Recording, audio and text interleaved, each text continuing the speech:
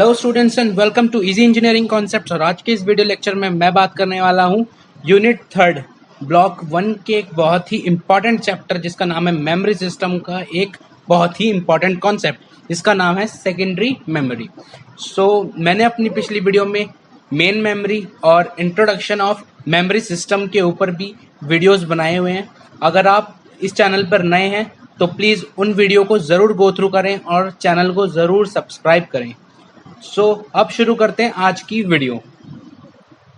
और आज की वीडियो है सेकेंडरी मेमोरी के ऊपर। सेकेंडरी मेमोरी के अंदर दो तरह की डिस्क आती है हमारी। एक मैग्नेटिक डिस्क होती है और उसे हम लोग हार्ड डिस्क भी कहते हैं।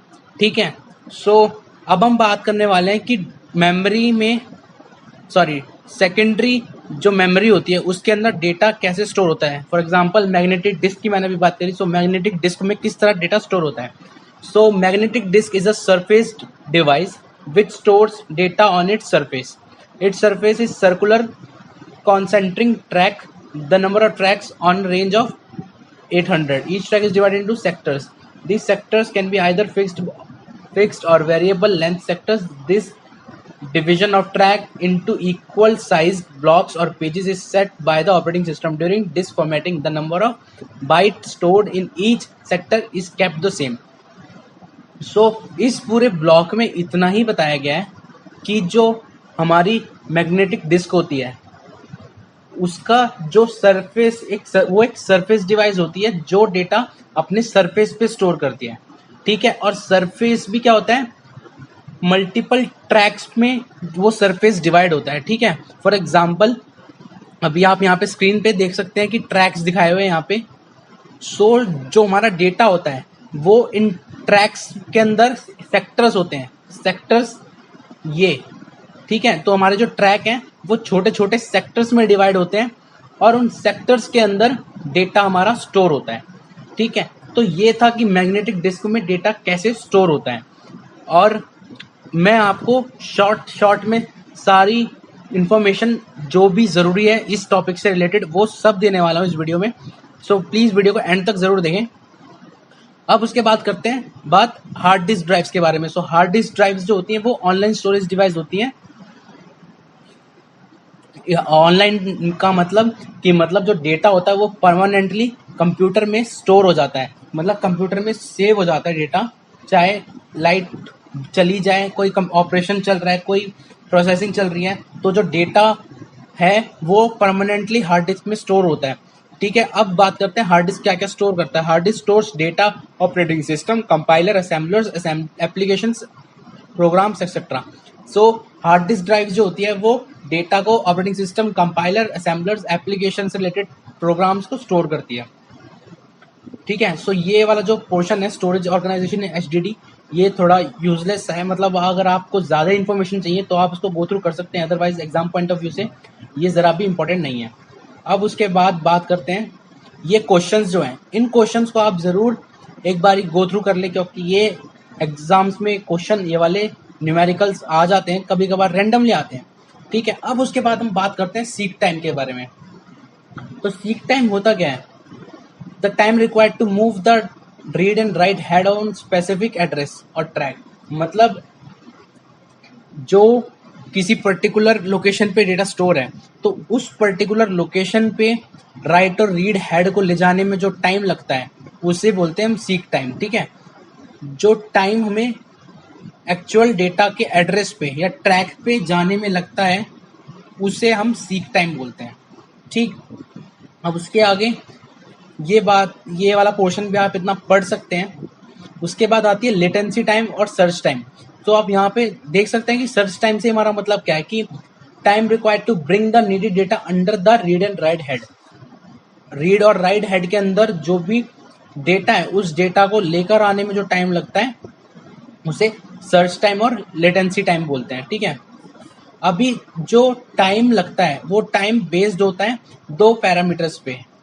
एक होता है डिस्टेंस कि भाई जो डेटा हमको चाहिए वो कितना दूर है हेड से। ठीक है। मतलब जो ट्रैक जिसके अंदर डेटा स्टोर है वो track read and write head से कितना दूर है। और दूसरा rotation speed of the disk, मतलब डिस्क जो है वो कितने जल्दी घूम रही है, तो जितनी जल्दी डिस्क घूमेगी उतनी ही जल्दी डेटा आने की संभावना है और उतना ही लेटेंसी टाइम कम भी होगा। ठीक, अब एक्सेस टाइम किसे निकालते हैं? Seek time plus latency time. अब उसके बाद बात करते हैं पेन ड्राइव के बारे में। सो पेन ड्राइव आप लोगों को पता ही है, और ऑलरेडी अगर आपको एग्जाम के लिए, आप सिर्फ एग्जाम के लिए ही पढ़ रहे हैं, तो आपकी जो बुक्स हैं इग्नू ने प्रोवाइड की हैं, उनसे बेटर आपके पास सॉल्यूशन कुछ भी नहीं है। मैंने खुद जो अपना एग्जाम ये वाला निकाला था, ये वाला पूरा बुक से ही निकाला था। मैंने कोई गुली बाबा या कोई नीरज पब्लिकेशंस नहीं ली थी उस टाइम पे, क्योंकि मुझे पता ही नहीं था। अब बात करते हैं पेन ड्राइव के बारे में। सो पेन ड्राइव एक एज अ डेटा स्टोरेज है, जो क्या स्टोर कर सकता है? 256 जीबी डेटा तक स्टोर कर सकता है। वैसे हम जानते हैं कि आज के टाइम पे 32 जीबी 16 जीबी तक की मेमोरी या फिर हमारी पेन ड्राइव्स आती हैं, तो जो ज़्यादा डेटा स्टोर कर सकती हैं। ठीक है, so it can be used for the same purpose as floppy disk और सीडी रोम। तो सीडी रोम और फ्लॉपी डिस्क क्या करता था? डेटा को स्टोर करता था। सो वो डेटा भी पेन ड्राइव में स्टोर कर सकते हैं। Pen drive are smaller, faster, durable and more reliable storage medium. Pen drive जो है छोटा, तेज काम करने वाला और एक रिलायबल स्टोरेज मीडियम है। कंपेयर टू फ्लॉपी डिस्क और CD ROM, it has thousands of time more than data storage capacity. So ये जो पेन ड्राइव है वो फ्लॉपी डिस्क और क्या नाम है सीडी रोम से ज़्यादा अच्छा काम करता है। ठीक है, it is integrated with a universal serial bus interface. It can be use quickly to transfer data from one system to another system. और जो हम पेन ड्राइव में डेटा स्टोर करते हैं, आपको पता है, अगर आपके पास लैपटॉप है या फिर आपको पता ही होगा कि पेन ड्राइव से डेटा कितनी जल्दी एक मशीन से दूसरी मशीन में स्टोर किया जाता है। सो ये सब थे बेसिक, और आप अगर नहीं भी, आपको बेसिक नॉलेज भी है इन चीज़ों की, तो भी आप एग्जाम में अच्छे से लिख सकते हैं इसके ऊपर। अब बात करते हैं मैग्नेटिक डिस्क के बारे में, मैग्नेटिक टेप सॉरी। अब magnetic tape is a sequential access type storage device memory. मतलब मैग्नेटिक टेप एक ऐसा एक्सेस स्टोरेज डिवाइस है जिसमें डेटा सिक्वेंशियली एक्सेस किया जाता है। मतलब पहले फर्स्ट इंडेक्स पे जो डेटा है वो, फिर दूसरे इंडेक्स पे जो डेटा है वो, फिर थर्ड एंड सो ऑन। मतलब 1 2 3 4 ऐसे सीक्वेंस वाइज डेटा को रिट्रीव कर सकते हैं और स्टोर कर सकते हैं, रेंडमली नहीं कर सकते। It is used for backups in server, work station and large computer.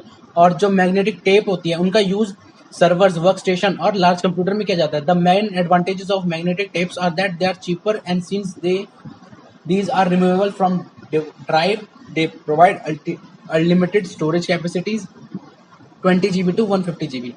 और जो होती है इनका एडवांटेजेस ये है कि सस्ती होती है और कभी भी रिमूव कर सकते हैं हम इन्हें अपनी ड्राइव से। ठीक है, और बाकी का ये सब इस मैग्नेटिक टेप के बारे में पूरा ड्रॉबैक वगैरह ये सब लिखा हुआ है। मैं आपको ये सब इसलिए नहीं कवर करवा रहा हूँ क्योंकि ये सब एग्जाम में नहीं पूछा जाता है। ठीक है, सो मेरा मोटिव इतना ही है कि मैं आपको आपके एग्जाम क्रैक करने लायक नॉलेज दूं, कम से कम आपका टाइम लेके, और इसके लिए मुझे आपका सपोर्ट चाहिए। सो प्लीज़ मेरी वीडियोस को लाइक करो, कमेंट करो। अगर आपको कुछ समझ में नहीं आ रहा या फिर कोई आप पार्ट चाहते हो कि हम उस पर वीडियोस बनाएं, तो उसके लिए हमें कमेंट करें और वीडियोस को शेयर करें अपने फ्रेंड्स के साथ, और चैनल को ज़रूर से ज़रूर सब्सक्राइब करें, क्योंकि ये मेरे फर्स्ट सीरीज़ है जो मैं पूरी कवर कर रहा हूँ फॉर्म फर्स्ट सेमेस्टर। अब आगे जाके मैं धीरे धीरे करके सारे टॉपिक्स पर वीडियोस बनाने वाला हूँ। सो प्लीज़ मेरी वीडियोस को लाइक करें, कमेंट करें, शेयर करें और चैनल को ज़रूर से ज़रूर सब्सक्राइब करें। आज की इस वीडियो में बस इतना ही। अगली वीडियो में मैं आपके साथ डिस्कस करने वाला हूँ एक बहुत ही इंपॉर्टेंट कॉन्सेप्ट इस चैप्टर का, जिसका नाम है मेमोरी हायरार्की, जिससे एग्जाम में ज़रूर से ज़रूर एक क्वेश्चन पूछा ही जाता है। सो प्लीज़ उस वीडियो को भी ज़रूर देखें। Thank you.